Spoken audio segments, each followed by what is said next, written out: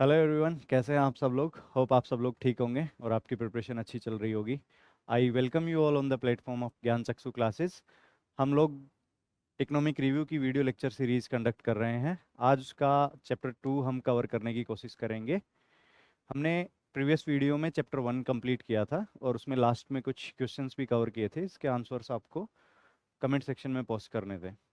आज के लेक्चर में हम देखेंगे कि पिछले चैप्टर में जो एमसीक्यूज हमने लास्ट में आप लोगों के लिए दिए थे, प्रैक्टिस क्वेश्चंस, उनके आंसर्स क्या हैं। और चैप्टर 2 स्टार्ट करेंगे। चैप्टर 2 ऑफ इकोनॉमिक रिव्यू जो है वो एग्रीकल्चर एंड एलाइड एक्टिविटीज से रिलेटेड है। ये थोड़ा बड़ा चैप्टर है और काफ़ी ज़्यादा इंपॉर्टेंट चैप्टर है हमारे एग्जाम पर्सपेक्टिव से, तो हम इसको दो पार्ट्स में कवर करेंगे। पहले पार्ट में हम overall agriculture and allied sector से रिलेटेड जो सिनेरियो है उसको कवर करेंगे, एंड सेकेंड पार्ट में हम राजस्थान गवर्नमेंट की जितनी भी स्कीम्स हैं वो एग्रीकल्चर एंड अलाइड सेक्टर से रिलेटेड उन स्कीम्स को कवर करने की कोशिश करेंगे। आगे बढ़ने से पहले brief introduction about me. My name is Vikas Dudi. I am currently doing my PhD from central university.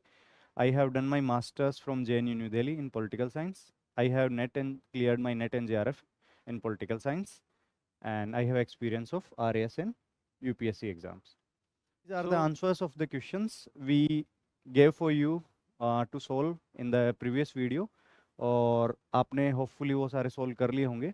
आप एक बार इसका स्क्रीनशॉट ले सकते हो और आपके जो भी आंसर्स थे उनके साथ मैच कर सकते हो।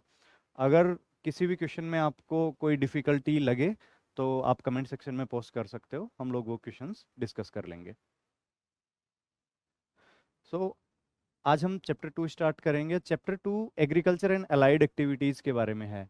चैप्टर 2 में दो पार्ट्स बोल सकते हैं हम। पहला पार्ट है एग्रीकल्चर, जो इसका कोर पार्ट है, एंड एक है अलाइड सेक्टर्स। एग्रीकल्चर क्या होता है?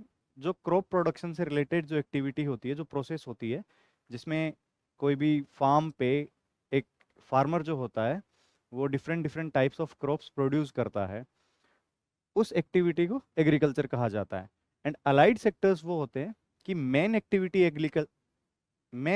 एग्रीकल्चर हो गई, उसके साइड बाय साइड अगर कोई डिफरेंट टाइप ऑफ एक्टिविटी अगर फार्मर कर रहा है, जैसे पशुपालन हो गया, या फिर कुछ फ्रूट्स की क्रॉप्स प्रोड्यूस करना हो गया, या फिर पोल्ट्री फार्म हो गया, इस तरह की जो डिफरेंट एक्टिविटीज़ हैं जो एग्रीकल्चर के साथ में की जाती हैं, उन सबको अलाइड सेक्टर्स में माना जाता है। मेनली उसमें animal husbandry, fisheries and forestry activities count की जाती हैं। जब हम राजस्थान में एग्रीकल्चर के फीचर्स के बारे में बात करेंगे तो हम देखेंगे कि एग्रीकल्चर राजस्थान स्टेट में एक बहुत इंपॉर्टेंट रोल प्ले करता है। वो हमारे स्टेट की एक बैकबोन ऑफ इकोनॉमी कह सकते हैं हम। वो एक अप्रोक्सीमेटली 1/4 ऑफ द स्टेट का जो जीएसडीपी है उसमें कंट्रीब्यूट करता है, और बहुत सारे लोगों के लिए एम्प्लॉयमेंट अपॉर्चुनिटीज़ प्रोवाइड करता है। उनका इनकम का सोर्स जो है एग्रीकल्चर से रिलेटेड है। लेकिन राजस्थान का जो एग्रीकल्चर है उसका टिपिकल एक फीचर है कि वो रेन फेड एग्रीकल्चर है। इरिगेशन के लिए मेनली रेन पे डिपेंडेंट रहते हैं राजस्थान के फार्मर्स, जिसकी वजह से जो जितना भी एग्रीकल्चरल प्रोडक्शन होता है वो डिपेंड करता है रेन के ऊपर। अगर बारिश अच्छी हुई तो एग्रीकल्चरल प्रोडक्शन जो होगा वो ज़्यादा अच्छा होगा, अगर बारिश अच्छी नहीं हुई तो प्रोडक्शन कम होगा। राजस्थान में जो मानसून का पीरियड है वो कंपेरेटिवली स्मॉल है, और जो रेन है वो भी बहुत ज़्यादा नहीं होती है राजस्थान के अंदर। जनरली इंडिया में मानसून जो है वो 1 जून को एंटर करता है। राजस्थान में ये 15 जून तक राजस्थान में पहुंच जाता है, और टिल द एंड ऑफ सितंबर राजस्थान में मानसून का पीरियड रहता है। जो मानसून का एक टिपिकल कैरेक्टर है, लेट ऑनसेट होता है। अभी हमने देखा राजस्थान में लेट एंटर होता है मानसून, और अर्ली विड्रॉवल होता है। 15 जून को एंटर होता है और by the end of September monsoon withdraw कर जाता है राजस्थान से, जिसकी वजह से एक बहुत short span of time period में ही बारिश होती है। बारिश जो जितनी भी होती है वो स्केटर्ड भी है, सैंक्टी लो और इरेगुलर रेनफॉल पाया जाता है जनरली राजस्थान के अंदर। काफ़ी जगह मतलब रेनफॉल का जो वेरिएशन है वो बहुत ज़्यादा होता है। टाइम पीरियड जो है वो भी इरेगुलर होता है, कभी कभी इरेगुलर नहीं होके एक 10, 15, 20 डेज या एक मंथ का जो ऑलमोस्ट पीरियड है उसके अंदर एक मानसून में रेनफॉल नहीं हुआ तो रेनफॉल इरेगुलर होता है। जो एवरेज नॉर्मल रेनफॉल है राजस्थान का वो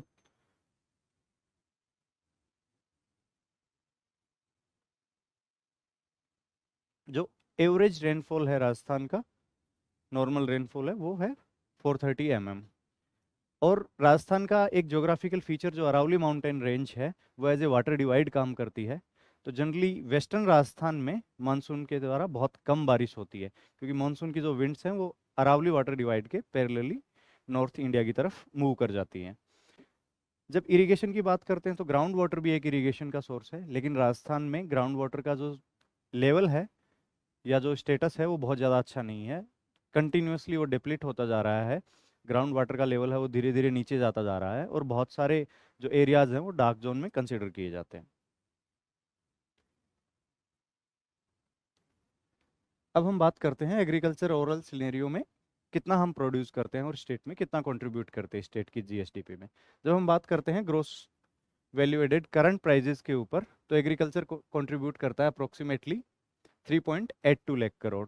एंड परसेंटेज की बात करें, ग्रोथ कितने परसेंट ग्रोथ हुई है इसके अंदर as compare to previous year, तो हमें ग्रोथ देखने को मिली है 9.64%।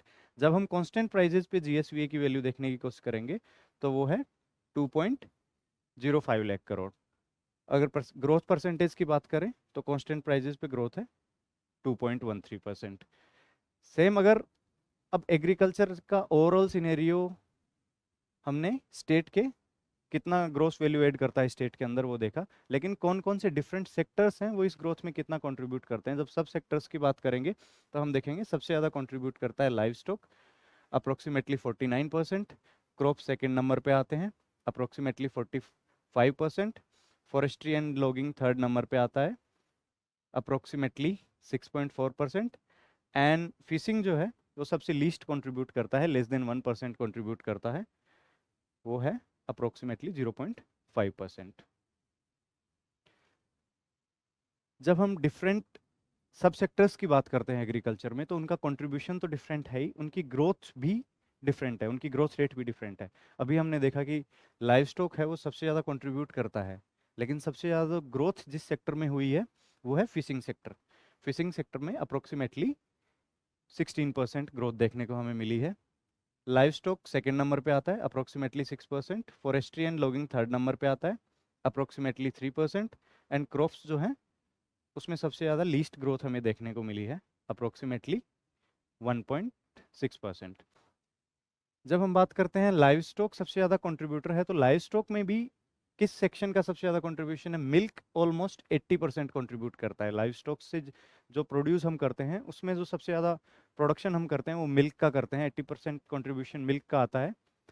सेकेंड नंबर पे मीट एंड पोल्ट्री का आता है, थर्ड नंबर पे एग्स का आता है। सो हमें यहाँ पे सबका कंट्रीब्यूशन याद रखने की जरूरत नहीं है, हमें इतना याद रखना है एग्जाम पर्सपेक्टिव से कि 80% कंट्रीब्यूशन अप्रोक्सीमेटली लाइव स्टॉक का जितना टोटल प्रोड्यूस है उसमें से 80% मिल्क के थ्रू होता है।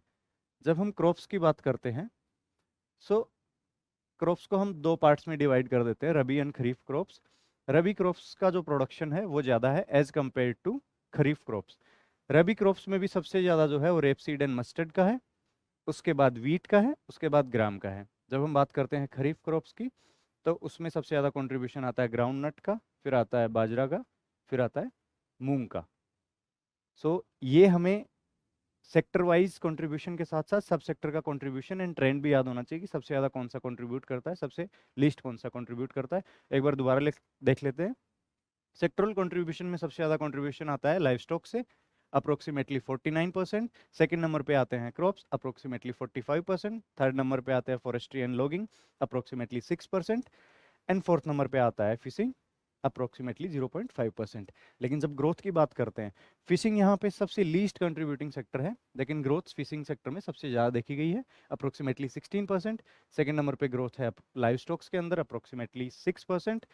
And forestry and logging third number पे आता है, approximately 3%। And crop production approximately 1.6% growth देखी गई है क्रॉप्स के अंदर। अब हम बात करते हैं जो एग्रीकल्चर की ओवरऑल जो पिछले 5 साल का जो ट्रेंड रहा है एग्रीकल्चरल प्रोडक्शन का, उसमें क्या डिफरेंसेस या चेंजेस हमें देखने को मिले हैं। हम देखेंगे कि जो ग्रोथ स्टेट वैल्यू एडेड है करंट एंड कांस्टेंट प्राइजेस पे, करंट प्राइजेस पे भी हमें कांस्टेंट इंक्रीज देखने को मिल रहा है वैल्यू के अंदर, करंट प्राइजेस पे भी हमें कांस्टेंट इंक्रीज देखने को मिल रहा है वैल्यू के अंदर। लेकिन जब बात करते हैं ग्रोथ रेट की, जब ग्रोथ रेट करंट प्राइजेस की देखें हम, तो पिछले 5 साल में स्टार्टिंग फ्रॉम 2019-20 हमें एक डिक्लाइन देखने को मिल रहा है ग्रोथ रेट में, लेकिन लास्ट 1 ईयर है उसमें हमें इंक्रीज देखने को मिला है करंट प्राइजेस में ग्रोथ रेट के ऊपर। जब हम कांस्टेंट प्राइजेस पे ग्रोथ रेट की बात करते हैं तो वहाँ पे हमें एक जिगजैग कर्व देखने को मिल रहा है, जहाँ पे इनिशियली 2 साल हमें डिक्रीज देखने को मिला है, फिर 1 साल इंक्रीज, एंड लास्ट ईयर जो है वो हमें डिक्रीज देखने को मिला है। सो यहाँ पे एक मेजर डिफरेंस ये है कि जब हम ग्रोथ रेट की बात करते हैं तो करंट प्राइजेस पे हमें लास्ट 1 ईयर में इंक्रीज देखने को मिला है, कांस्टेंट प्राइजेस पे हमें डिक्रीज देखने को मिला है, जबकि वैल्यू के टर्म्स में हमें पिछले 5 साल में करंट प्राइजेस पे भी as well as constant prices पे दोनों पे हमें इंक्रीज देखने को मिला है हर साल। अब हम देखते हैं लैंड यूटिलाइजेशन इन राजस्थान कि जो राजस्थान की टोटल लैंड है उसको किस किस डिफरेंट डिफरेंट एक्टिविटीज़ में किस किस तरीके से यूज़ लिया जाता है। जो total reporting area of Rajasthan है वो है 342.81 lakh hectare, approximately 343 lakh hectare. जब हम बात करते हैं डिफरेंट कैटेगरीज की तो हाईएस्ट एरिया जो है वो है net sown area, approximately 184 lakh hectare, जो कि अप्रोक्सीमेटली 54% ऑफ लैंड यूटिलाइजेशन है। लोवेस्ट जो है वो कंट्रीब्यूटेड है मिसलेनियस एंड ट्री क्रॉप्स द्वारा, जो कि लेस देन 0.1% है। नेट सोन एरिया है वो हाईएस्ट कंट्रीब्यूट करता है लैंड यूटिलाइजेशन में, अप्रोक्सीमेटली 54%। सेकेंड नंबर पे आता है culturable wasteland, approximately 10%। Third number पे आता है forest land, approximately 8%। Fourth number पे है barren and uncultivable land, approximately 7%। और जो एरिया है जो नॉन एग्रीकल्चरल एक्टिविटीज में यूज लिया जाता है वो है approximately 6%। Fallow land other than current fallow land जो है वो भी approximately 6%।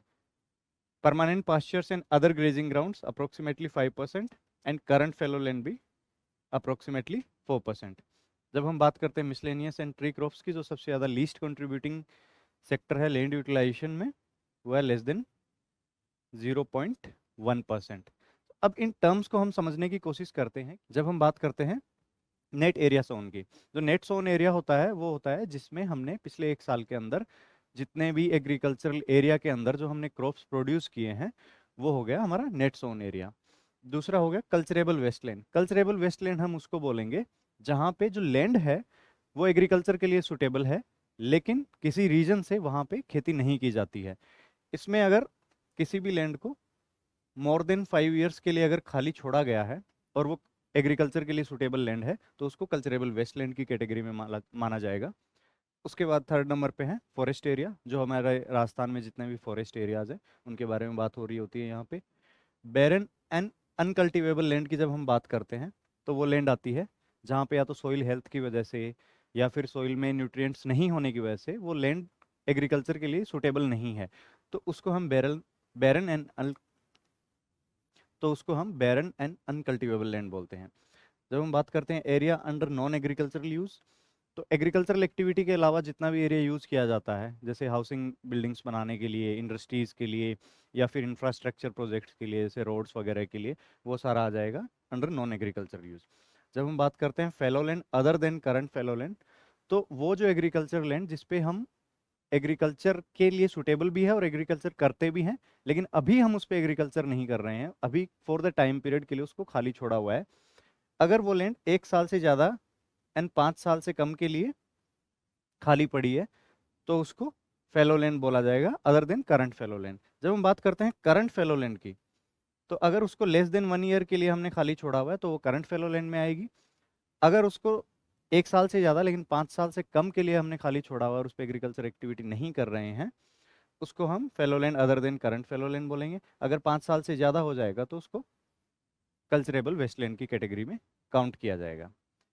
Permanent pastures and other grazing lands, जितने भी पास्चर ग्राउंड्स हो गए या जो ऐसी लैंड होगी जहाँ पे गाय भैंस या जितने भी अपने लाइव स्टॉक्स हैं उनको चरने के लिए या छोड़ा जाता है, वो पास्चर्स एंड ग्रेजिंग लैंड्स में काउंट होते हैं। Miscellaneous tree crops and groves, miscellaneous tree crops and groves की जब हम बात करते हैं तो वो सबसे लीस्ट कंट्रीब्यूट करते हैं, और जो different different small small trees के जो ग्रुप्स हो गए उनको हम इस चीज़ में काउंट करते हैं। अब हम देखते हैं कि लैंड होल्डिंग का क्या स्टेटस है राजस्थान के अंदर। हम जब बात करते हैं ऑपरेशनल लैंड होल्डिंग की, सो जो एग्रीकल्चर सेंसस हुआ था 2015-16 उसके अकॉर्डिंग जो टोटल लैंड है अंडर ऑपरेशनल लैंड होल्डिंग वो है अप्रोक्सीमेटली 209 लाख हेक्टेयर।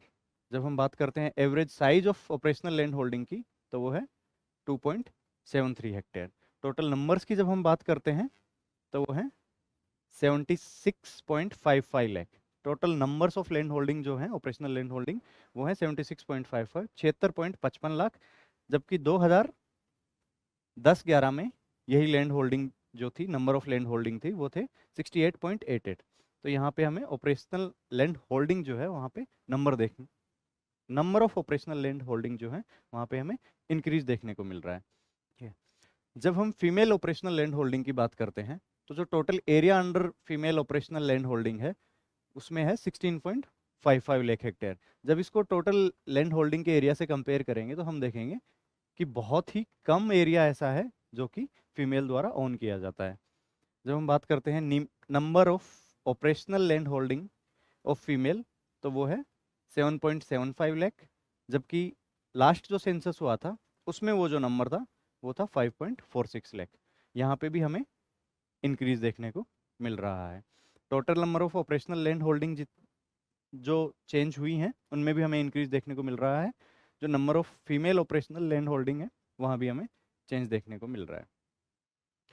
अब हम डिफरेंट डिफरेंट कैटेगरीज को समझने की कोशिश करते हैं कि लैंड होल्डिंग में कौन कौन सी डिफरेंट कैटेगरीज हैं। उनको 5 डिफरेंट कैटेगरीज में डिवाइड किया जाता है।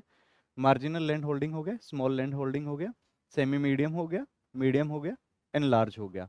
इनका जो क्राइटेरिया है डिसाइड करने का कि कौन सी लैंड होल्डिंग को हम मार्जिनल कंसीडर करेंगे या कौन सी को लार्ज कंसीडर करेंगे। अगर लैंड की साइज लेस देन 1 हेक्टेयर है तो उसको मार्जिनल में रखा जाएगा। इन बिटवीन 1 to 2 हेक्टेयर है उसको स्मॉल कैटेगरी में रखा जाएगा। 2 to 4 हेक्टेयर को सेमी मीडियम में, 4 to 10 को मीडियम में एंड 10 हेक्टेयर से अबव की अगर कोई लैंड है तो उसको लार्ज ऑपरेशनल लैंड होल्डिंग की कैटेगरी में रखा जाएगा। ग्रेटर देन 10 हेक्टेयर है तो उसको लार्ज कैटेगरी में रखा जाएगा। अब हम देखते हैं कि कौन सी कैटेगरी में हमें इंक्रीज देखने को मिला है 2015-16 के सेंसस में एज कम्पेयर टू 2010-11। तो हम देखेंगे कि marginal, small and medium in तीनों कैटेगरीज में हमें इंक्रीज देखने को मिला है। जबकि जो medium and large land holdings जो हैं वहाँ पे हमें डिक्रीज देखने को मिला है। ऐसा क्यों होता है जनरली कि हमने देखा कि नंबर ऑफ लैंड होल्डिंग्स जो हैं वो भी बढ़ रही हैं और लार्ज एंड मीडियम कैटेगरी की जो लैंड होल्डिंग्स हैं उनका नंबर डिक्रीज हो रहा है। जनरली एक फैमिली के पास मान लो 100 हेक्टेयर्स ऑफ लैंड है, उसके 2 बच्चे थे, दोनों में अगर डिवाइड होगी फैमिली, शादी के बाद जब बच्चे अलग अलग रहेंगे दोनों की अलग अलग फैमिलीज होंगी तो एंसेस्ट्रल प्रॉपर्टी जैसे ही उनके बच्चों के पास पहुंचेगी तो दोनों के पास 50-50 चली जाएगी। इनके भी 2-2 बच्चे हुए तो 25 हेक्टेयर चले जाएगी। इस तरीके से number of operational land holding है वो भी इंक्रीज हो रहे हैं यहाँ पे। और हम देख रहे हैं कि जो लैंड का जो साइज है वो धीरे धीरे बाइफरकेट होके रिड्यूस होता जा रहा है। इस वजह से जो लार्ज लैंड होल्डिंग्स हैं और मीडियम लैंड होल्डिंग्स हैं उनमें हमें डिक्रीज देखने को मिला और जो small, marginal and semi medium categories में हमें इंक्रीज देखने को मिला। जब हम नंबर्स में बात करते हैं तो हमें इन तीनों कैटेगरी में इंक्रीज देखने को मिल रहा है, marginal, small, semi medium and medium category में। जबकि number of large land holdings हैं वहाँ पे हमें डिक्रीज देखने को मिल रहा है। एरिया की जब बात करते हैं तो मीडियम एंड लार्ज दोनों में हमें डिक्रीज देखने को मिलता है। नंबर्स की जब हम बात करते हैं तो हमें सिर्फ लार्ज में डिक्रीज देखने को मिल रहा है। अब हम बात करते हैं कि कौन सा कैटेगरी ऑफ लैंड कितना कंट्रीब्यूट करता है टोटल लैंड होल्डिंग में। मार्जिनल कैटेगरी की जो लैंड है वो अप्रोक्सीमेटली 40%। तो largest contribution of operational land holding में ज़्यादातर लोगों के पास मार्जिनल लैंड है। इसका मतलब लेस देन 1 हेक्टेयर्स की लोग ओन कर रहे हैं ज़्यादातर लोग। जब हम बात करते हैं स्मॉल कैटेगरी की वो सेकेंड नंबर पे है अप्रोक्सीमेटली 22%। सेमी मीडियम कैटेगरी में अप्रोक्सीमेटली 18%, मीडियम कैटेगरी में अप्रोक्सीमेटली 15% एंड लार्ज कैटेगरी में अप्रोक्सीमेटली 5%। लार्ज कैटेगरी के लैंड ओनर्स जो हैं वो बहुत कम हैं।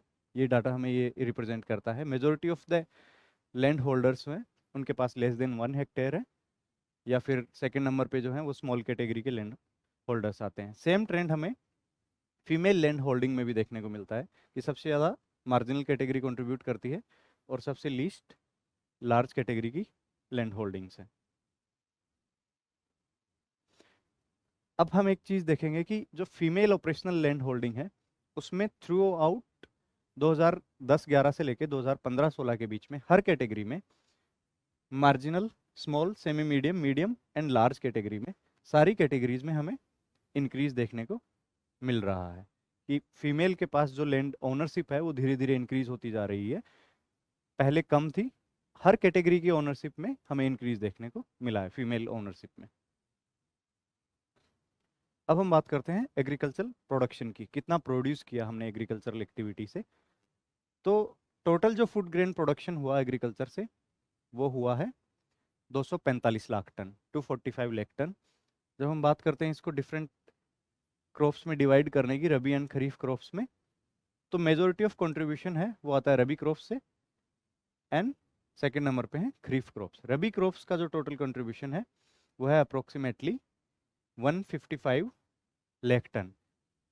खरीफ क्रॉप्स का जो प्रोडक्शन है वो अप्रोक्सीमेटली 90 लाख टन। लेकिन एक इंटरेस्टिंग डिफरेंस हमें यहाँ देखने को मिल रहा है कि पिछले साल रबी क्रॉप, इस साल जो जितना भी टोटल रबी क्रॉप्स का प्रोडक्शन हुआ पिछले साल के कंपैरिजन में हमें वहाँ पे इंक्रीज देखने को मिल रहा है, जबकि खरीफ क्रॉप्स में हमें डिक्रीज देखने को मिल रहा है। ओवरऑल जो है पूरे एग्रीकल्चरल इंक्लूडिंग रबी एंड खरीफ दोनों को अगर मिला के देखें तो हमें टोटल डिक्लाइन देखने को मिल रहा है। इस साल टोटल फूड ग्रेन प्रोडक्शन जो था या टोटल प्रोडक्शन जो था वो अप्रोक्सीमेटली 245 लाख टन था। ये पिछले साल के कंपैरिजन में कम है। कितना कम है? अप्रोक्सीमेटली 3% कम है। एग्जैक्टली बोलें तो 3.08% कम है। किन किन कैटेगरीज में हमें डिक्रीज देखने को मिला? ऑयल सीड्स में भी हमें डिक्रीज देखने को मिला है, सीरियल्स में भी डिक्रीज देखने को मिला है, पल्सेस में भी डिक्रीज देखने को मिला है, कॉटन में भी हमें डिक्रीज देखने को मिला है, ओवरऑल प्रोडक्शन में हमें डिक्रीज देखने को मिला है। लेकिन ये भी हमें ध्यान रखना है कि जब हम सिर्फ रबी क्रॉप्स की अगर बात करते हैं तो वहाँ पे हमें इंक्रीज देखने को मिला है। अब हम डिफरेंट फैक्टर्स को समझने की कोशिश करते हैं कि जो हमें डिक्रीज देखने को मिल रहा है उसके रीजंस क्या हो सकते हैं। अगर मानसून टाइम पे आता है तो एग्रीकल्चरल एक्टिविटी टाइमली स्टार्ट हो सकती है, और अगर मानसून में डिले होता है तो एग्रीकल्चरल एक्टिविटी डिले हो जाएगी, जिसकी वजह से प्रोडक्शन इम्पैक्ट होगा। क्वांटम ऑफ रेनफॉल, कितना रेनफॉल है इस बार, more than below average rainfall हुआ है या एवरेज से ज़्यादा रेनफॉल हुआ है, इस पर भी डिपेंड करता है। प्रॉपर डिस्ट्रीब्यूशन ऑफ रेन और adequate time period. Agricultural activity में टाइम टू टाइम एक क्रॉप को पानी मिलना ज़रूरी होता है, इसलिए अगर मानसून टाइम रेगुलर इंटरवल्स पे अगर बारिश आ रही है तो वो एग्रीकल्चर प्रोडक्शन को इंक्रीज कर देगी। अगर बीच में ऐसा हुआ कि 5 दिन बहुत ज़्यादा बारिश आ गई, फिर 15 दिन, 20 दिन, एक महीना कोई बारिश ही नहीं हुई, तो अगर प्रॉपर डिस्ट्रीब्यूशन नहीं है टाइम पीरियड के अकॉर्डिंग तो फिर वो एग्रीकल्चर प्रोडक्शन को डिक्रीज कर देगा। इंटेंसिटी ऑफ रेनफॉल भी जो है एग्रीकल्चर प्रोडक्शन के लिए एक इम्पोर्टेंट फैक्टर होता है। अब हम बात हैं कि हमने डिफरेंट कैटेगरीज के अंदर एग्रीकल्चरल प्रोडक्शन में कितना प्रोड्यूस किया है। जब हम बात करते हैं सीरियल्स की तो हमने 208 lakh ton, approximately 209 lakh ton produce किया है। एग्जैक्टली 208.61 लाख टन प्रोड्यूस किया है। पल्सेज हो गए approximately 36 lakh ton, oil seeds हो गए approximately 101 lakh ton, sugar cane हो गया 3.28 लाख टन एंड कॉटन का प्रोडक्शन हो गया 26.21 लाख बेल्स। बाकी सारे फिगर्स टन्स में है, ये बेल्स के अंदर मेजर किया जाता है। एक जो बेल होती है उसकी जो वेट होता है वो 170 केजी रेफर किया जाता है। 170 केजी का जो एक बेल होगा, तो यहाँ पे जो टोटल प्रोडक्शन काउंट किया है वो इन नंबर ऑफ बेल्स में काउंट किया है, ना कि केजी में। अगर हम इसको कंपेयर करें पिछले साल के टर्म्स में तो हम देखेंगे कि शुगर केन में हमें इंक्रीज देखने को मिला है प्रोडक्शन के अंदर। 3.15 लाख टन था पिछले साल, इस साल है 3.28 लाख टन। तो ये सिर्फ एक ही कैटेगरी है इसमें हमें इंक्रीज देखने को मिला है, बाकी सारी कैटेगरीज में हमें डिक्रीज देखने को मिला है। कॉटन में सबसे ज़्यादा डिक्रीज देखने को मिला है, कॉटन प्रोडक्शन में डिक्रीज हुआ है 5.58%। जबकि हम बात करते हैं कि सीरियल्स का उसमें डिक्रीज हुआ है 3.59%। सबसे कम जो डिक्रीज हुआ है वो हमें पल्सेज में देखने को मिला है, एक मार्जिनल डिक्रीज देखने को मिला है। पल्सेज में डिक्रीज है 0.05%, ऑयल सीड्स में 2.10%। तो एक तो हमें ये भी ध्यान रखना है कि सबसे ज़्यादा डिक्रीज किस में है, किस कैटेगरी में इंक्रीज है। ये भी ध्यान रखना है कि लीस्ट डिक्रीज किस में है, और सबसे जो हाईएस्ट डिक्रीज हुआ है वो कौन सी कैटेगरी में हुआ है। Okay, moving next. अब हम देखते हैं कि डिफरेंट क्रॉप प्रोडक्शन में राजस्थान की रैंक क्या है। तो राजस्थान जो जो एग्रीकल्चरल चीज़ें प्रोड्यूस कर रहा है उनमें इंडिया में कौन सी रैंक है उनकी। फर्स्ट पोजीशन, 4 चीज़ों में राजस्थान फर्स्ट रैंक पे है। बाजरा, rapeseed and mustard, oil seeds में एंड गुआर में। जब हम बात करते हैं बाजरे की, तो राजस्थान अप्रोक्सीमेटली 39% कंट्रीब्यूट करता है। टोटल जितना भी बाजरा प्रोड्यूस होता है इंडिया में, उसमें से अप्रोक्सीमेटली 39% राजस्थान से प्रोड्यूस होता है। सेकंड नंबर पे आता है यूपी, थर्ड नंबर पे आता है हरियाणा। जब हम बात करते हैं रेपसीड एंड मस्टर्ड की, तो राजस्थान अप्रोक्सीमेटली 47% कंट्रीब्यूट करता है in total production of India. Second number पे आता है एमपी, थर्ड नंबर पे आता है हरियाणा। जब टोटल ऑयल सीड्स की बात करेंगे हम, तो राजस्थान वहाँ पे अप्रोक्सीमेटली 22% कंट्रीब्यूट करता है। जब हम बात करते हैं गुआर की, तो राजस्थान वहाँ पे ऑलमोस्ट 88% कंट्रीब्यूट करता है इंडिया में जितना भी गुआर का प्रोडक्शन हो रहा है उसमें। सेकंड पोजीशन में राजस्थान 2 कैटेगरीज में आता है, ग्राउंड नट्स में एंड न्यूट्री सीरियल्स में। जब हम बात करते हैं कि राजस्थान सेकंड पोजीशन पे है, तो फर्स्ट कौन सा स्टेट आता है इनमें, ग्राउंड नट्स में गुजरात आता है फर्स्ट। सेकंड न्यूट्री सीरियल्स की बात करते हैं तो वहाँ पे कर्नाटका फर्स्ट आता है एंड राजस्थान सेकंड आता है। जब हम प्रोडक्शन की बात करें तो राजस्थान कंट्रीब्यूट करता है अप्रोक्सीमेटली 17% ग्राउंड नट्स में एंड न्यूट्री सीरियल्स में अप्रोक्सीमेटली 14% कंट्रीब्यूट करता है। थर्ड पोजीशन पे राजस्थान किस किस क्रॉप्स में आता है, सोयाबीन में, ग्राम में, ज्वार में एंड टोटल पल्सेज में राजस्थान की जो रैंक है इंडिया में वो थर्ड आती है। तो इसमें हमें एटलीस्ट ये चारों क्रॉप्स जहाँ पे राजस्थान फर्स्ट आता है एंड कितना कंट्रीब्यूट करता है इंडिया लेवल पे, वो हमें याद होना चाहिए। किन किन क्रॉप्स में सेकंड आता है, किन किन क्रॉप्स में थर्ड आता है। कई बार एग्जाम में जैसे डायरेक्टली सेकंड या थर्ड प्लेस पे कोई स्टेट है उसके बारे में भी पूछ लिया जाता है, तो हमें ये भी ब्रीफली ध्यान में रखना है कि राजस्थान जैसे बाजरा में फर्स्ट है तो सेकंड कौन है, थर्ड नंबर पे कौन है कंट्रीब्यूटर। अब हम देखते हैं कि राजस्थान में एग्रीकल्चर जो है वो बहुत ही एक इम्पोर्टेंट रोल प्ले करता है। इसलिए 2022-23 में गवर्नमेंट ने first time separate agriculture budget pass किया था, जिसकी थीम थी समृद्ध किसान खुशहाल राजस्थान। इससे पहले सेपरेट एग्रीकल्चरल बजट नहीं पेश किया जाता था, लेकिन 2022-23 में ये पहली बार हुआ। अब हम बात करते हैं हॉर्टिकल्चर की।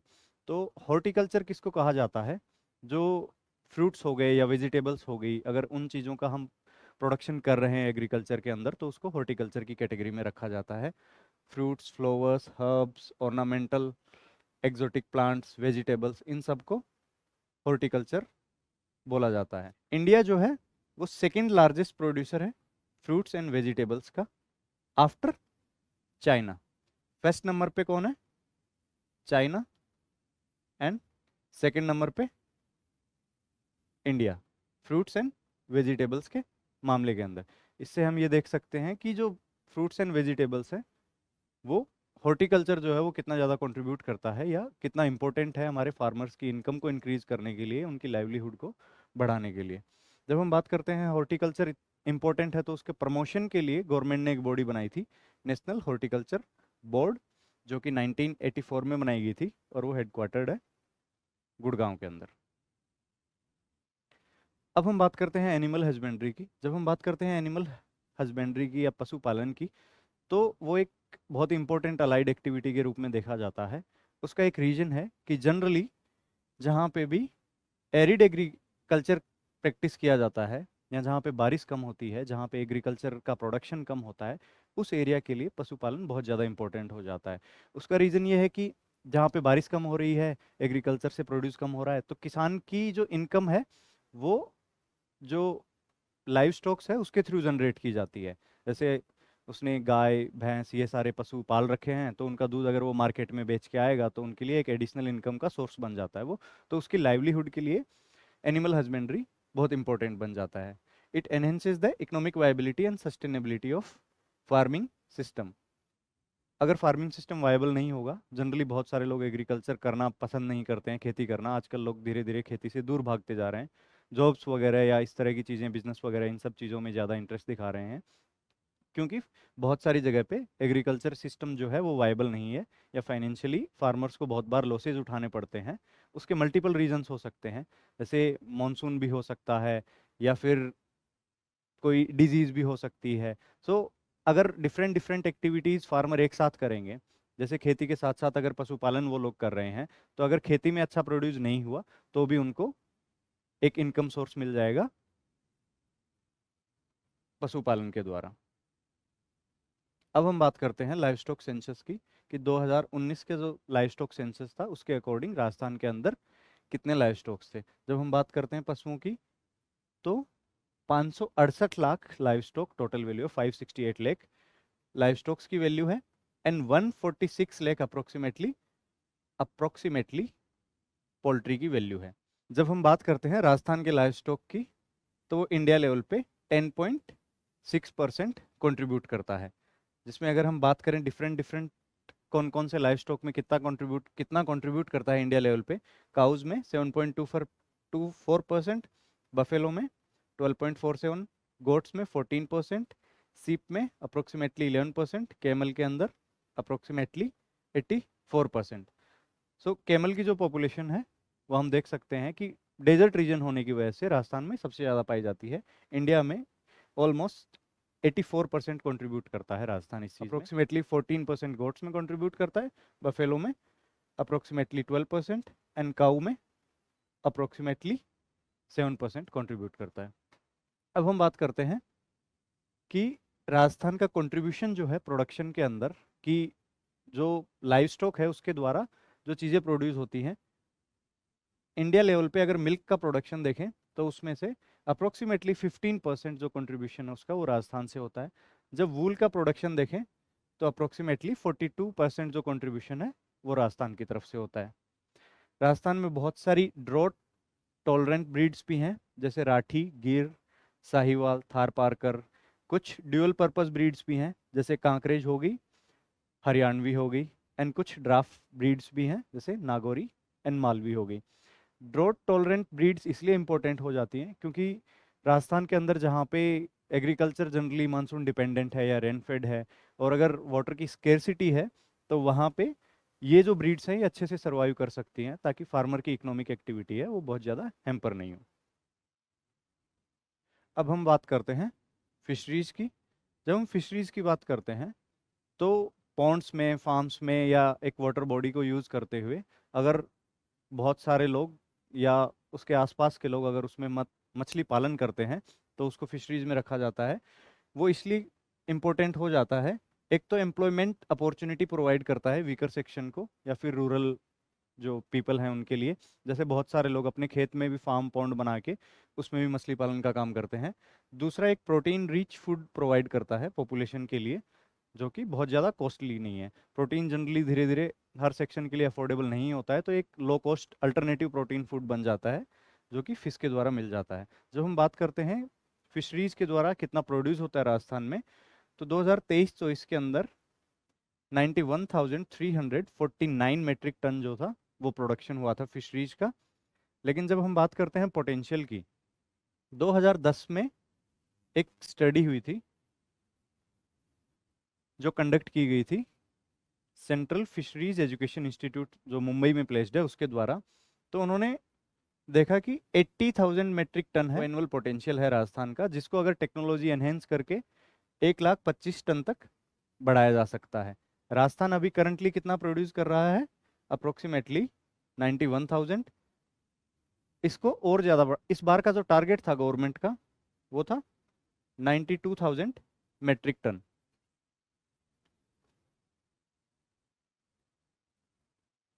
92,000 मेट्रिक टन जो था वो प्रोडक्शन का टारगेट था, उसमें से हमने अचीव किया है 91,349। अगर सुटेबल टेक्नोलॉजी यूज़ किया जाए तो उसको हम 1.25 लाख मेट्रिक टन तक एनहेंस कर सकते हैं। ये डाटा थोड़ा पुराना है, लेकिन हो सकता है अभी अगर रिवाइज डाटा किया जाए तो ये प्रोडक्शन के लेवल्स और भी ज़्यादा हों। इन चीज़ों को जब भी हम ये चीज़ें पढ़ते हैं तो इनको लिंक करके देखनी है कि अभी थोड़ी देर पहले जब हम एग्रीकल्चर के डिफरेंट सेक्टर्स की ग्रोथ देख रहे थे, सब सेक्टर्स की ग्रोथ देख रहे थे, तो हमने नोटिस किया था कि फिशरीज जो है सबसे कम कंट्रीब्यूट करता है एग्रीकल्चरल प्रोडक्शन में, लेकिन जब ग्रोथ की बात कर रहे थे तो हमने देखा फिशरी सेक्टर में सबसे ज़्यादा ग्रोथ हुई है। अब हम बात करते हैं फिशरी सेक्टर से रिलेटेड डिफरेंट अदर पैरामीटर्स की या पॉइंट्स की। जैसे राजस्थान में टोटल जो एरिया है वाटर बॉडीज के द्वारा कवर किए जाना, जैसे रिवर हो गया, कैनल हो गया, या फिर डैम्स हो गए या पॉन्ड्स हो गए, उनके द्वारा जो टोटल एरिया कवर किया जाता है वो है 4.33 लाख हेक्टेयर। इसमें से लार्ज एंड मीडियम रिजर्वोयर हैं वो है 3.36 lakh hectare. Small reservoir and ponds की बात करते हैं वो है 0.97 lakh hectare. Rivers and canals जो हैं वो सबसे कम एरिया कंट्रीब्यूट करती हैं वाटर बॉडीज के रूप में, जिनका वैल्यू है 0.87 लाख हेक्टेयर कवर करते हैं। जब हम बात करते हैं इंडिया लेवल की, टोटल वाटर बॉडीज का जितना एरिया है स्टेट वाइज अगर रैंकिंग की जाए तो राजस्थान की 10th रैंक है उसके अंदर in terms of area covered by water bodies, जो कि टोटल एरिया है 4.33 लाख हेक्टेयर। अब हम बात करते हैं फिशरीज को प्रमोट करने के लिए फिश लैंडिंग सेंटर्स बनाए गए हैं। कहाँ कहाँ बनाए गए हैं? रामसागर जो कि धौलपुर में पड़ता है, बिसलपुर जो कि टोंक में पड़ता है, राणा प्रताप सागर जो कि रावतभाटा में है, जवाई डैम पाली में, एंड जयसमंद सलम्बुर के अंदर फिशिंग लैंडिंग सेंटर्स बनाए गए हैं। फिशिंग लैंडिंग सेंटर्स क्या होते हैं और वो क्यों इंपॉर्टेंट है? कि जब कोई इंसान मत्स्य पालन कर रहा है या मछली पालन कर रहा है तो वो पॉन्ड से मछलियों को निकाल के मार्केट में जब लेके जाएगा तो उस ड्यूरेशन में हो सकता है उसको स्टोर करने की ज़रूरत पड़े। तो अगर उसके पास अच्छी स्टोरेज फैसिलिटी नहीं है या फिर जो हाइजेनिक स्टोरेज फैसिलिटी नहीं है, इसकी वजह से उसकी बहुत सारी जो हार्वेस्ट किया है उसने मछलियों का, उनकी डेथ हो सकती है और उसका जो पोस्ट हार्वेस्ट लॉस होगा वो बहुत ज़्यादा हो जाएगा। पोस्ट हार्वेस्ट लॉस को कम करने के लिए फिश लैंडिंग सेंटर्स बनाए जाते हैं जहाँ पे generally clean hygienic atmosphere maintain किया जाता है और एडिक्वेट जो आइसिंग से रिलेटेड हो गया जो, या फिर वाटर कंटेनर वगैरह हो गए, या फिर एक प्रॉपर जो फिश जितना भी कैच है, टोटल फिश कैच है, उसको प्रॉपरली सेफ रखने के लिए ये सेंटर्स बनाए जाते हैं। अब हम बात करते हैं फॉरेस्ट्री की।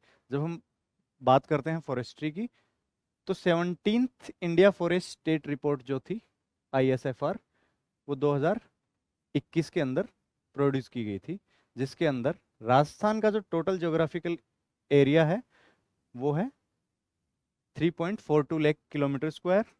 एग्जैक्ट फिगर्स में 3,42,239 किलोमीटर स्क्वायर।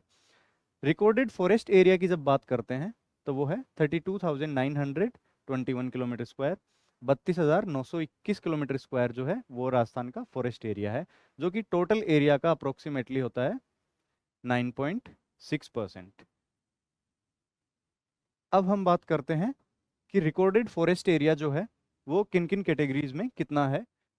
जब हम बात करते हैं प्रोटेक्टेड फॉरेस्ट कितने हैं, वो अप्रोक्सीमेटली 56.4% है। मैक्सिमम जो है वो 12 डिस्ट्रिक्ट के अंदर है। सेकेंड नंबर पे हम देखते हैं कि रिजर्व्ड फॉरेस्ट आते हैं जो कि अप्रोक्सीमेटली 37% है। रिजर्व्ड फॉरेस्ट मैक्सिमम कहाँ पे है? उदयपुर डिस्ट्रिक्ट में। थर्ड नंबर पे अनक्लासिफाइड फॉरेस्ट एरिया आता है, वो अप्रोक्सीमेटली 6.5% है, जो कि मैक्सिमम बीकानेर के अंदर है। अब हम देखेंगे कि टोटल फॉरेस्ट कवर जो है वो कितना है। टोटल फॉरेस्ट कवर का जो एरिया है वो है 16,655 किलोमीटर स्क्वायर, जो कि टोटल ज्योग्राफिकल एरिया का 4.87% है। जब हम बात करते हैं टोटल ट्री कवर की तो एरिया वाइज है वो 8,733 स्क्वायर किलोमीटर, जो कि है 2.56% of geographical area.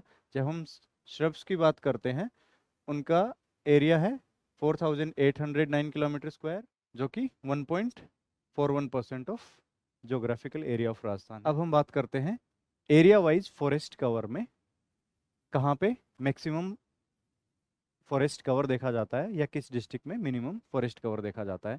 Forest cover की जब हम बात करते हैं तो मैक्सिमम उदयपुर में है, सेकंड नंबर पे अलवर, थर्ड नंबर पे प्रतापगढ़, फोर्थ नंबर में 12। जब हम बात करते हैं मिनिमम किस डिस्ट्रिक्ट में है, सबसे कम चूरू में है, only 78 kilometre square. Hanumangarh second number पे है, थर्ड नंबर पे जोधपुर, फोर्थ नंबर पे श्रीगंगानगर। एटलीस्ट हमें मैक्सिमम जिस डिस्ट्रिक्ट्स में फॉरेस्ट एरिया पाया जाता है उनका इन एरिया का अगर वैल्यूज नहीं याद हैं वो इतनी इंपॉर्टेंट नहीं है, लेकिन ये ट्रेंड जो है या रैंक जो है कि उदयपुर नंबर 1 पे है, सेकंड नंबर पे अलवर है, थर्ड नंबर पे प्रतापगढ़, चौथे नंबर पे 12। सबसे कम की अगर बात करते हैं तो चूरू सबसे कम पे आता है, हनुमानगढ़ सेकंड नंबर पे है, जोधपुर थर्ड नंबर पे है, फोर्थ श्रीगंगानगर। सो ये हमें एग्जैक्टली याद होना चाहिए एग्जाम पर्सपेक्टिव से। जब हम परसेंटेज टर्म्स में बात करते हैं कि जिस डिस्ट्रिक्ट का जितना एरिया है उस एरिया के कंपैरिजन में कितने परसेंट ऑफ लैंड के ऊपर फॉरेस्ट एरिया है, तो सबसे ज़्यादा अगेन फर्स्ट नंबर पे उदयपुर अप्रोक्सीमेटली 23%, सेकेंड नंबर पे प्रतापगढ़, थर्ड नंबर पे सिरोही, फोर्थ नंबर पे करौली। जब हम एरिया वाइज बात कर रहे थे तो हम यहाँ पे देखेंगे कि फर्स्ट नंबर पे उदयपुर था, सेकेंड नंबर पे अलवर था, थर्ड नंबर पे प्रतापगढ़ था एंड फोर्थ नंबर पे 12 था। जब परसेंटेज वाइज बात कर रहे हैं तो उदयपुर अगेन फर्स्ट पे है, लेकिन प्रतापगढ़ थर्ड नंबर से सेकंड नंबर पे आ गया है, थर्ड नंबर पे सिरोही है, फोर्थ नंबर पे करौली है। सबसे कम की जब बात करते हैं तो हम एरिया वाइज देख रहे थे कि सबसे कम जो फॉरेस्ट एरिया है वो चूरू के अंदर है, लेकिन जब परसेंटेज वाइज बात करते हैं तो सबसे कम जोधपुर में है, सेकंड नंबर पे चूरू है, थर्ड नंबर पे जैसलमेर, फोर्थ नंबर पे बीकानेर। अब हम बात करते हैं कितना चेंज हुआ है फॉरेस्ट कवर के अंदर राजस्थान में। तो ओवरऑल जो चेंज हमें देखने को मिला है वहाँ पे हमें इंक्रीज देखने को मिला है 25.45 किलोमीटर स्क्वायर का हमें इंक्रीज देखने को मिला है। डिस्ट्रिक्ट्स की अगर जो बात करें तो हमें इंक्रीज देखने को मिला है 19 डिस्ट्रिक्ट्स में फॉरेस्ट एरिया जो है या जो फॉरेस्ट कवर है वहाँ पे इंक्रीज देखने को मिला है। जब हम डिक्रीज की बात करते हैं तो हमें 14 डिस्ट्रिक्ट्स के अंदर डिक्रीज देखने को मिला है। ओवरऑल हमने देखा कि इंक्रीज हुआ है, कितना एरिया इंक्रीज हुआ है 25.45 किलोमीटर स्क्वायर, जबकि 19 डिस्ट्रिक्ट्स में इंक्रीज हुआ है एंड 14 डिस्ट्रिक्ट्स में डिक्रीज हुआ है।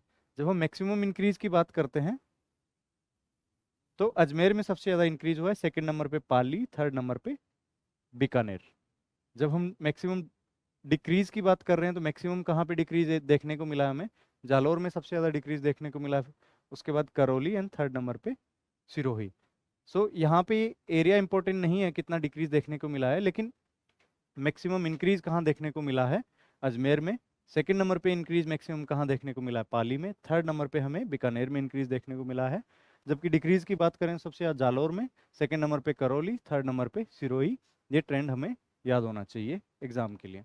अब हम बात करते हैं कि राजस्थान फॉरेस्ट पॉलिसी के बारे में, जो कि 5 जून 2023 को लॉन्च की गई थी। फर्स्ट फॉरेस्ट पॉलिसी जो थी राजस्थान की वो 2010 में लाई गई थी, और राजस्थान का जो फॉरेस्ट डिपार्टमेंट है वो 1949-50 में एस्टेब्लिश किया गया था।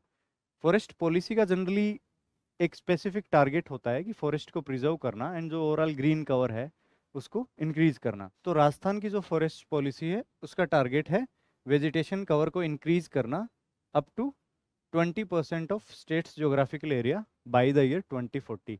2040 तक हम कोशिश करेंगे कि जो स्टेट का वेजिटेशन कवर है वो हम इंक्रीज कर पाएँ 20% तक। 7.43% से उसको इंक्रीज करके ऑलमोस्ट डबल से ज़्यादा इंक्रीज करना है, उसको 20% तक लेके जाना है 2040 तक। जब हम बात करते हैं वेजिटेशन कवर की तो उसमें दोनों चीज़ें इंक्लूड की जाती हैं, फॉरेस्ट कवर भी एंड ट्री कवर भी। Forest cover 14.87% of geographical area है, जबकि tree cover 2.56% of geographical area है। टोटल वेजिटेशन कवर हो गया 7.43%। अब हम कुछ फॉरेस्ट से रिलेटेड कुछ डिसीजंस हिस्टोरिकली जो लिए गए थे कि सबसे पहले बैन कहाँ लगाया गया किस एक्टिविटी के ऊपर। Ban on felling of trees 1910 में इंट्रोड्यूस किया गया था सबसे पहले प्रिंसली स्टेट्स ऑफ जोधपुर के अंदर। जोधपुर ने 1910 में ही पेड़ काटने पे बैन लगा दिया गया था। हंटिंग पे बैन सबसे पहले लगाया गया था 1910 में टोंक के अंदर। दोनों डिसीजंस 1910 में लिए गए। पेड़ काटने पे सबसे पहले बैन लगाया गया जोधपुर के अंदर, हंटिंग पे सबसे पहले बैन लगाया गया टोंक के अंदर, और सबसे जो फॉरेस्ट एक्ट जो था वो 1935 में अलवर द्वारा प्रिपेयर किया गया था। सो ये सारे डिसीजंस प्री इंडिपेंडेंस लिए गए हैं। प्री इंडिपेंडेंस एरा में भी फॉरेस्ट हो गया, वाइल्ड लाइफ हो गया, इन सब को लेके अवेयरनेस थी, तब उन चीज़ों पे बैन भी लगाए गए। अब हम बात करते हैं डिफरेंट रिजर्व्ड एरियाज़ की। राजस्थान के अंदर कौन कौन से रिजर्व्ड एरियाज़ हैं। जब हम बात करते हैं नेशनल पार्क्स की तो 3 है। नेशनल पार्क वो एक एरिया होता है जो ओवरऑल इकोसिस्टम को प्रोटेक्ट करने के लिए डेजिग्नेट किया जाता है, जिसमें including wild life and including tree, river, जो भी नेचुरल इकोसिस्टम है वहाँ का पूरा, उस सब को प्रोटेक्ट करने के लिए नेशनल पार्क्स डिक्लेयर किए जाते हैं। यहाँ पे ह्यूमन एक्टिविटी प्रोहिबिटेड होती है, किसी भी तरह की कोई भी ह्यूमन एक्टिविटी नहीं अलाउ की जाती नेशनल पार्क्स के अंदर। जब हम बात करते हैं वाइल्ड लाइफ सेंचुरीज की, तो यहाँ पे स्पेसिफिक फोकस होता है कि एक नेचुरल एनवायरनमेंट वाइल्ड लाइफ को प्रोटेक्ट करने के लिए बनाया जाए, तो उस एरिया के अंदर, ताकि ह्यूमन एक्टिविटीज रेस्ट्रिक्टेड रहें, ताकि वाइल्ड लाइफ जो है वो अपने नेचुरल हैबिटेट में अच्छे से सर्वाइव कर पाए एंड ग्रो कर पाए, ताकि एक्सटिंक्ट ना हो। जब हम बात करते हैं टाइगर रिजर्व की, तो राजस्थान के अंदर 5 हैं। टाइगर रिजर्व सिर्फ टाइगर को प्रोटेक्ट करने के लिए, टाइगर की स्पेसी को प्रोटेक्ट करने के लिए, जिसके अंदर जनरली एक कोर एरिया कंसिडर किया जाता है, जिसके अंदर सारी ह्यूमन एक्टिविटीज प्रोहिबिटेड होती हैं। उसके कोर के अलावा जो आउटर एरियाज होते हैं उसमें भी लिमिटेड ह्यूमन एक्टिविटीज अलाउड होती हैं, हर तरह की ह्यूमन एक्टिविटीज अलाउड नहीं होती। जब हम बात करते हैं वाइल्ड लाइफ सेंचुरीज में, इसमें जो ह्यूमन एक्टिविटीज अलाउड होती हैं वो हो गया जैसे टूरिस्ट वगैरह को वाइल्ड लाइफ को विजिट कराने के लिए इनमें अलाउ किया जाता है। एक स्पेसिफिक नंबर ऑफ टूरिस्ट्स को वाइल्ड लाइफ के अंदर एक नेचुरल हैबिटेट के अंदर घुमा के लाया जाता है। जब हम बात करते हैं बायोलॉजिकल पार्क्स की, वो राजस्थान में 4 हैं। जब हम बात करते हैं कंजर्वेशन रिजर्व्स की, तो उनका नंबर राजस्थान में 36 है। अब हम नेशनल पार्क्स देखते हैं कौन कौन से हैं राजस्थान के अंदर। राजस्थान में 3 नेशनल पार्क्स हैं, जिनको याद रखने के लिए हम एक एक्रोनिम का यूज करेंगे, रामू केला खा रहा है। रामू ने केला खाया, तो रा से हम देखेंगे रणथंबोर हो गया, मुंह से मुकंदरा हिल्स हो गया, एंड केला से केवलादेव हो गया। सो ये हमारे 3 नेशनल पार्क हो गए, Ranthambore national park, Mukundra hills national park and Keoladeo national park. जब हम बात करते हैं टाइगर रिजर्व्स की, तो यहाँ पे 5 टाइगर रिजर्व्स हैं। यहाँ पे भी अगर दोबारा रामू को लेके आएंगे हम,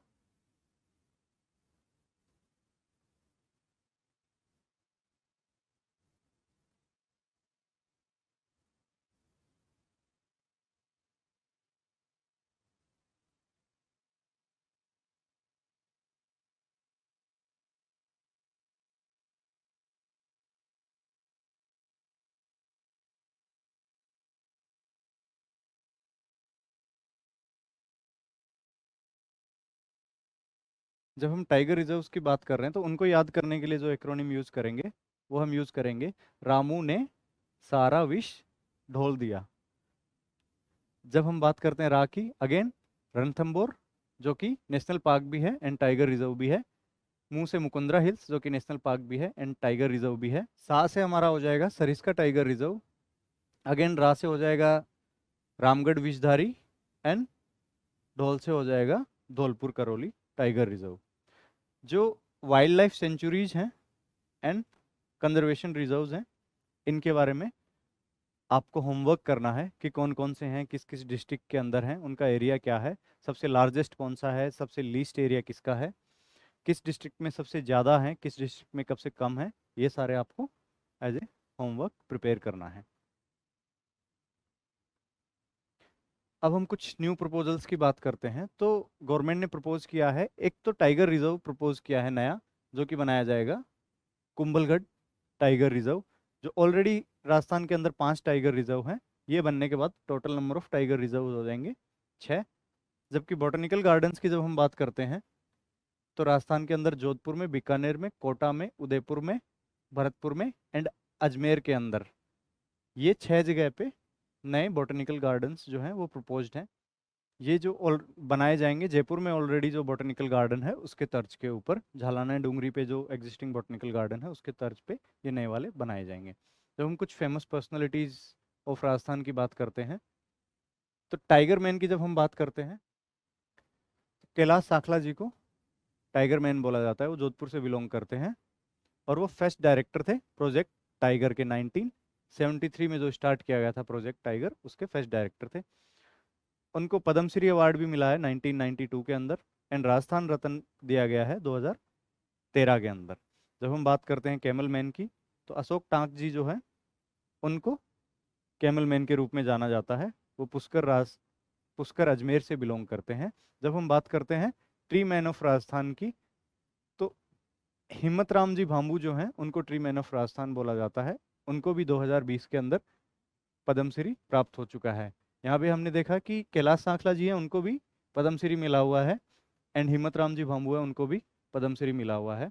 वाटरमैन की जब हम बात करते हैं तो राजेंद्र सिंह जी की बात आती है।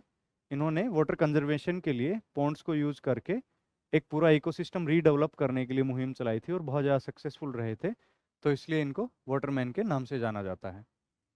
So that was it for today. आज की क्लास में इतना ही। नेक्स्ट क्लास में हम लोग जो चैप्टर 2 से रिलेटेड जितनी भी स्कीम्स हैं एग्रीकल्चर से रिलेटेड या फॉरेस्ट्री से रिलेटेड, उन सारी स्कीम्स को कवर करने की कोशिश करेंगे। तब तक आप इस लेक्चर से अच्छे से गो थ्रू हो जाइए, और अगर इस लेक्चर से रिलेटेड कोई भी डाउट है तो आप हमसे कांटेक्ट कर सकते हैं। आप ईमेल कर सकते हैं gyanchakshuclasses@gmail.com पे। आप हमें Telegram and social media platforms जैसे इंस्टाग्राम पे भी फॉलो कर सकते हैं, ज्ञान चक्षु क्लासेस। एंड इन नंबर पे आप फ़ोन करके भी आपकी जो भी कोई डाउट्स हैं या फिर कोई क्वेरी हैं तो हमसे डायरेक्टली बात कर सकते हैं। Okay, bye bye everyone, thank you so much, this is it for today.